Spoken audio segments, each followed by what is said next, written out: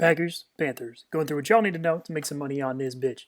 So, first, let's do the picks real quick. We got the Packers favored by 8.5 at home and a over-under set of 51.5. I'm going to be, so I think the bettable thing in this game, first, Packers money line for sure. Packers going to win the game. Second, though, the over I actually think is bettable. Now there is some weather in this game. It's gonna be like foggy in the stadium, but not super cold and not like windy or anything. So I think if anything, that maybe is gonna mislead some people. So yeah, I think definitely the over is bettable and the Packers money line they're gonna win the game. Stick around. I'll tell you how and why this how it go down. So first we got the Panthers offense versus the Packers defense. Injury wise, two important ones for the Panthers. And if both of these are out, that actually would change my opinion. I think I would go from the over being the bettable thing to the Packers being the bettable thing, because the Packers is the side I'm on anyway. I just don't feel quite comfortable with that large of a number. Yeah, and that's Russell Okung questionable, starting left tackle. Curtis Samuel questionable. Both good players to very good, and both really important to the Panthers. Now Russell Okung, he's probably, even if he does play, he's going to be in for 3 snaps and come out just like he has the last like 3 weeks. So I'm actually going to be doing this prediction as if it's Trent Scott in there anyway. But Curtis Samuel, that one's important for sure. Nothing on the Packers defense. So first we got the run game. I mean, listen, the Packers defense terrible against the run, and that's not necessarily going to change here. Now, what's a little bit different in this game is one, Kenny Clark, as opposed to the last couple weeks, has like a huge advantage on the interior. Panthers interior line, they're not awful. They're not the worst in the league, but especially Matt Paradise or Paredes, however you say his name, their center is a little bit weak, and Kenny Clark is going to be pretty good in here this game. Now, the edges still a problem for the Packers. Taylor Moton, Panthers right tackle, really good, including as a run blocker, and Trent Scott. Like I said, I'm just going to operate as if he plays most of the game. He's pretty good too as a run blocker. He's okay at least, and if it's Russell King, he's even better than that. So yeah, you have a good run blocking line, or decent, for the Panthers, and the front seven for the Packers. Well, especially their defensive front, like on line of scrimmage, still not very good. Preston Smith's been bad this year. He's still not a terrible run defender. He's not great. Zadarius Smith pretty good, but I think that the matchup between him and Taylor Moton is more neutral than anything, which favors the offense. And yeah, and other than that, it's just kind of Kenny Clark, because the Packers' other defensive tackle spots are real trash. So the overall pass game, I think, or overall run game, I think is going to be there to a point. Not great, but is there. So pass game here, this is really encouraging for the Panthers, man. So I mean, the Packers have a fully healthy secondary at this point, but the Panthers receivers are pretty decent. Now I have my own thoughts about like DJ Moore specifically. I think he's really comparable to like Chris Godwin in terms of, I don't think either of them are actually all that good as receiver, like actual technical receivers.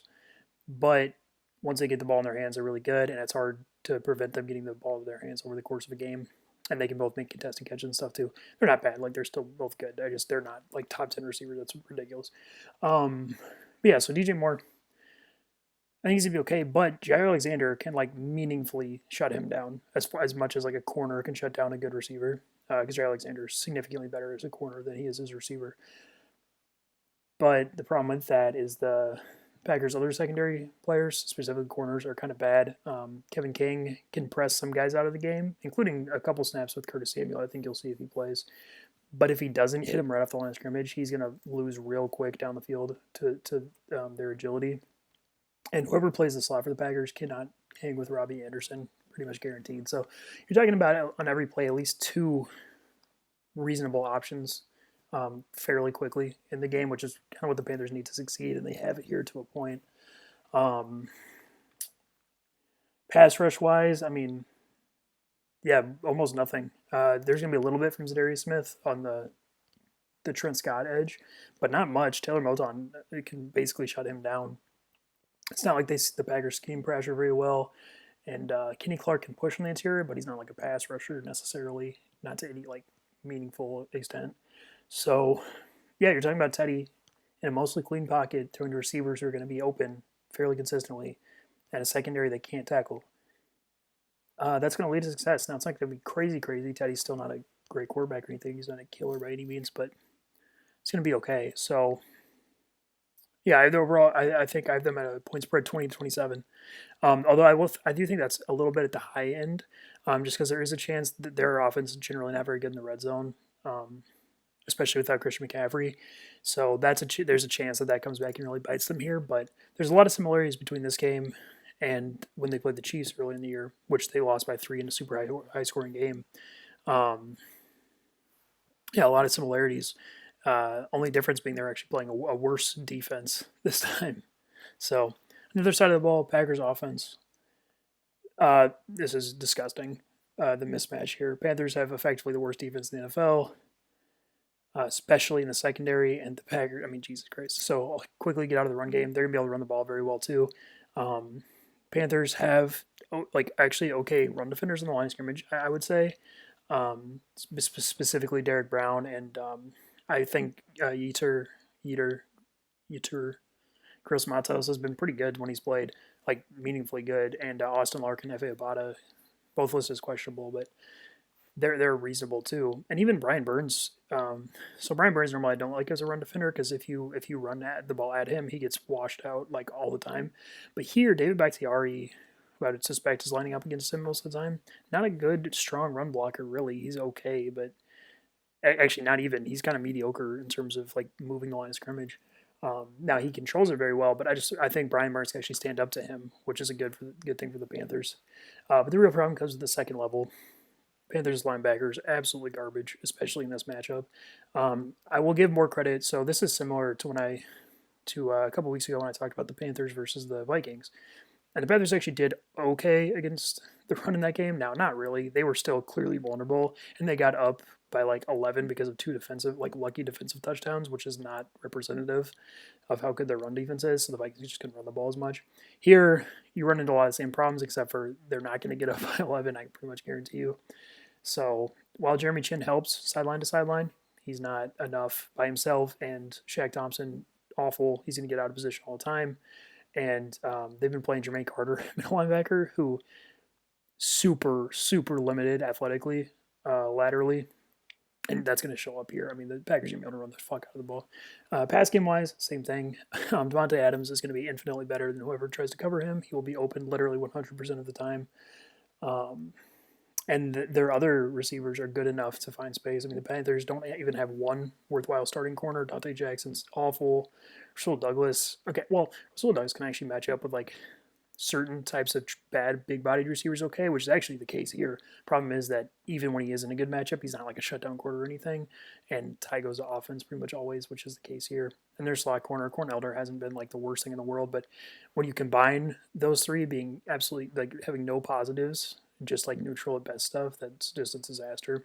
And their other safety spots. So the main thing with Aaron Rodgers, he kills bad secondary specifically. He kills bad like individual defenders in the secondary. It's kind of a unique thing. He really is really good at identifying mistakes early and throwing the ball early to them instead of other quarterbacks, having to like wait to see it be open. He's by far the best in the league, including Mahomes, Russell Wilson. He's incredibly good at that, and there's gonna be a lot of that here. Is the point? Especially, yeah. Trey Boston's an okay free safety, but he's questionable himself. If he doesn't play, then this is even like worse. But their other spot, Justin Burris, is not a good coverage player, and he kind of represents that hugely exploitable target for Aaron Rodgers. So, yeah, I mean, you're talking about Aaron Rodgers behind an offensive line that's going to give up almost no pass rush. Brian Bird's probably going to be shut down by David Bakhtiari in this game. That matchup is exactly the type that David Bakhtiari consistently dominates. And on the other edge, Ricky Wagner's good enough, even in pass pro, to limit the Panthers rushers. Although I like Efe about it, but he's not good enough here. Same with Yetur Gross Matos, maybe like a tiny, like one or two plays, but it's nothing. It's not enough. So you're talking about Aaron Rodgers behind a mostly to completely clean O line versus the worst secondary in the NFL. I have them point spread at 35-42. Frankly, that's only because it's cold. They could easily get into the 50s if they wanted to in this game. I pretty much promise you.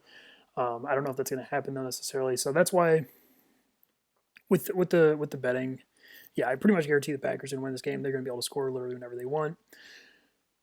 But with the over, Although there's a chance the Packers hit that by themselves, there's also a chance that they're up by enough in the second half if the Panthers settle for a bunch of field goals in the first half that they don't really need to, and they just run the clock out because they can run the ball so well, which is my concern here.